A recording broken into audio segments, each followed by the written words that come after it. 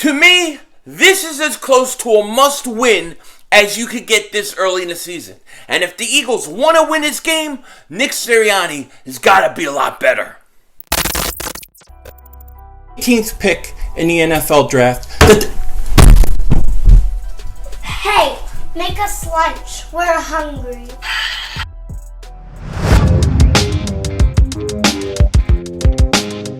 Dallas still stinks. You're by the way, King Dingbat here, and welcome to another Philly 500 video. I appreciate each and every one of you guys join me, and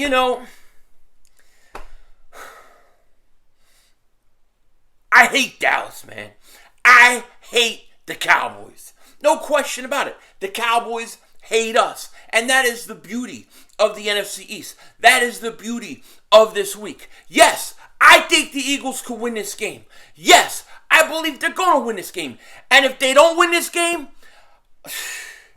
I think the Eagles are in a lot of trouble. I'm just going to be honest with you. If you look at what's coming up on that schedule next, the Eagles, in my opinion, they got to win this game. But before we get into all that, a quick word from our sponsor. Want to get an advantage over your sportsbook? You need to download the BetQL app. Their Best Bets computer model scans over 350,000 unique bets per year to give you the best recommendations for every game, for every sports, from point spreads to over-unders to player props. And look, if you don't want to use their model and you want to do your own research like me, well, that's okay. BetQL has you covered. They have all the information you possibly need, from player lineup changes to breaking news to injury report to line changes.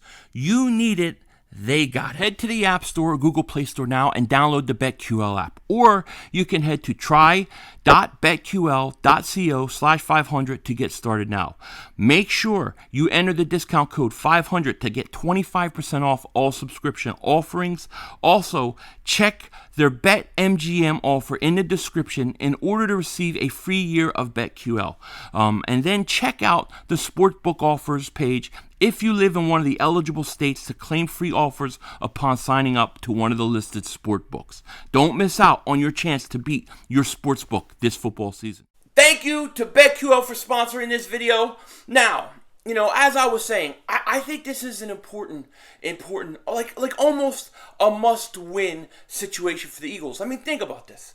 If you lose to the Dallas Cowboys this week, right, you then have to play Kansas City. I'm sorry. I think that's too tough of a game for us. Then you have to go to Carolina. Carolina's undefeated right now. They're playing good football. I'm not saying we can't win that game, but it ain't easy. Then you have Tampa Bay on Thursday. Not an easy game. I mean, very, very quickly, things can get out of control if the Eagles can't win a game here or there in the next few weeks. And I think this game has got to be one of those games where you got to go into Dallas and you got to find a way to win. And I do. I feel good about it. I do. And yes, I felt good about winning last week. And I thought the Eagles had their chances. And yes, it woulda, coulda, shoulda. You shoulda did this, but you didn't and you lost. The point is the Eagles showed they could play with the 49ers. The Eagles showed that they could play with these teams. The Eagles are going to show again Monday night that they can play and beat Dallas. That is just my opinion. But we'll see. And, I got to say this. Mark Holmes, he continues to duck me. He's continuing to duck my bet requests. I asked him earlier today, then he did a video on me, then I did a video asking for what he wants to do for a bet. Then he responded saying I have gangrene, which he's talking about the beautiful colors. I don't have gangrene. My fingers and toes ain't falling off or anything like that. Although people shouldn't have feet like with toes. They should have hooves. Everybody should have hooves. Feet are disgusting. But that's a whole nother story. My point is this guy obviously is scared to bet me. He's scared to bet me. So I'm calling Mark Holmes out. Mark Holmes, I am going to invite you onto my channel tomorrow. Tomorrow, some point in the afternoon, let's do it. Me and you. Let's get your ass on here and let's talk bet. What are we going to do? What are we going to bet? What are we going to put on the line? I'm not scared. I'm not ducking the bets, but you are. You are. Maybe Michael Anthony wears the fitness somewhere, sleeping somewhere. Wake his ass up and come up with a bet idea. Okay? The Eagles, they got to win this game. No question about it. And to me, when I look at this game, going into this game, the thing that I do worry about isn't really Jalen Hurts. Like, there's things that Jalen Hurts has to be better at. No question about it. No question about it. But I got to tell you, I don't think the coach put him or the offense or even the defense at times in the best positions to win games. To win last week's game. I don't really think that. I mean, that play on 4th down, 4th and goal, and you run the Philly special, to me, that was placating the crowd. All he was trying to do was get the crowd involved, do something to get the crowd going nuts, win them over, that kind of thing. To me, it wasn't the smart play. The smart play was take the 3 points and at least come away with some points. It's 6-0 at that point, but they didn't. And let me tell you, that play worked the complete opposite of what Nick Sirianni wanted. Nick Sirianni thought he was going to win over the crowd, get the whole place pumped up, the team was going to get pumped up, and it was going to be great. But the exact opposite happened. He ran that play, the Niners were ready for it, and all the air went out of that stadium, all the air went out of that team, and they didn't look right the rest of the game. So he's got to do a much better job of calling plays and putting this team in the better situations to win. And I don't think he did that with Jalen Hurts. I understand what they're trying to do. Okay, I understand what they're trying to do. But, you got to put your team in a better position. And I think that's going to be the key to this. I think if he coaches a game much like he did it in Atlanta, I think you're going to see the Eagles be able to move the ball down the field. I think they're going to be able to score points. I think they're going to be able to move the ball on that stinky Dallas defense. I really do. But Nick Sirianni, to me, has to be better. More than anything else, he has to do a better job coaching. Look, and I love Nick Sirianni. He's my cannoli-eating coach, my gabagool dish router. I love the guy. Banzan! All right? But he has to do a better job. I'm just telling you. And I thought the defense did play good. But I also think that they didn't adjust to the 49ers. When the 49ers started running left, started running right, they didn't adjust to it. Where was Josh Sweat? I saw Derek Barnett going out there and cheap-shotting people. But where was Josh Sweat? My biggest concern about this game may be that pass rush. Not the interior, not Cox and Hargrave, but I'm worried about the defensive ends. Brandon Graham is a huge loss. It's a huge, absolute huge loss, okay? No question about it. What defensive ends are going to step up? Josh Sweat, Derek Barnett, Kerrigan, who's going to step up? Because you have to have somebody step up to fill Graham's spot. You can't totally do it, especially from a leadership, energy level. You can't do it. But somebody from a production level has to find a way. And that's the biggest thing that worries me, because if Dak Prescott has time to throw, they're going to score points all day on us. I don't care how well your corners are playing. I don't care where your linebackers are. They're going to score a lot of points. You have to get pressure on him. So when I look at this game, to me, Nick Sirianni has to be better. Coaching, putting the offensive players in the best position. I want to see Miles Sanders run the ball more. I think they can run on them.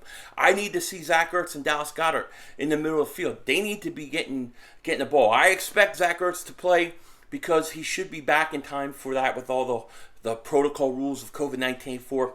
Still waiting for my test, by the way. Hopefully by the end of the day. But, it is what it is. I worry about Nick Sirianni and his game plan. He's got to be better. Okay, he has to be better than he was on Sunday. To me, that was, I thought, the biggest problem. And I'm not saying that the guys on the fields didn't make mistakes. I can't blame Sirianni for what Jalen Reagor did. I can't blame him for Hurts missing a throw here or there. However, I just think in general, he didn't put those guys in the best position to win. When you have a 91-yard pass to Quez Watkins and you come away with no points, I put that on the coach, man. I do, because it was just such a stupid. That play call was so dumb. I'm sorry, it was just dumb. It was stupid, and it took all the air out of that team, all the momentum. We could have won that game. I'm telling you, that was one that I look at, and I'll look at all year as like, we let it slip away. We let it slip away through missed opportunities. Hopefully, we got to hope that the coach has learned his lesson. And look, He's learning just like these players are. Essentially, I see Jalen Hurts as a rookie. I see Nick Sirianni, he's a rookie coach. So they're going to have their ups and downs, and I can put up with all that. But I want to see what he learned this week. It's going to be very interesting. But I think the Eagles are going to get this thing done. They got to get this thing done. They got to. Otherwise, we're looking down the road of some scary-ass teams at 1-2, which is not good. Okay, the other thing I want to talk about real quick, and why I have this jersey on, 21.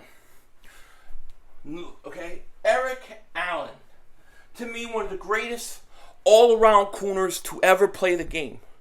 Him and a bunch of Eagles are nominated to the Pro Football Hall of Fame. Of course, they're going to start whittling some of these names down, but you have guys like Eric Allen, Seth Joyner, Randall Cunningham, Jeff Garcia, Donovan McNabb, Brian Westbrook, Troy Vincent, Ricky Waters, Asante Samuel. There's a bunch of Eagles, former Eagle players that are on this list. To me, I just have to say that Eric Allen deserves to be in there. You got to get him in the Hall of Fame. He deserves it. Not only him, but Randall Cunningham. If Randall Cunningham and Eric Allen do not get to this Hall of Fame this year, I'm going to be pissed off.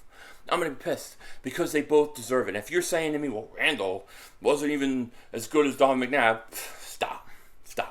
Randall Cunningham changed the way we look at the quarterback position. He changed the game. And there's really two ways to get in. You get in because you're so good statistically, or you're lucky, you're a Cowboy fan, or you work for the Cowboys, you play for the Cowboys, then you always get in a little easier if you're a Cowboy, right? But you either get in through those ways, or you do something to change the position. Randall Cunningham did that. When Randall Cunningham came on the scene, there was nobody like him. Nobody. Randall Cunningham and Eric Allen need to get into the Pro Football Hall of Fame this year. I think Seth Joyner is going to deserve it too, no question about it. But I'm really looking for those two to get in. I'm very happy that they're nominated, and I think they deserve it. And I hope to God this year that Randall and Eric Allen will get into the Hall of Fame.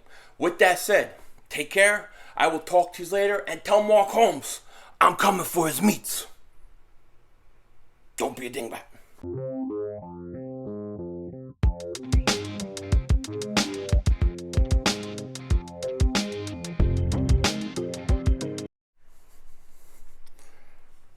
Jalen Hurts, Miles Sanders, Mark Holmes, where are you? Mark Holmes, where you at? Talking about making cheesesteaks. Oh, make steak and cheese. It's not called steak and cheese. It's called cheesesteaks. All right? That's the first thing. Second thing, why are you ducking me? Are you scared to make a bet with me? Are you scared to put it on the line? Is your team the great Dallas Cowboys? You're scared? I'm here. I'm here with my Eagles who were supposed to be rebuilding. I'm here. Where you at, Mark Holmes? I'm coming for your meats.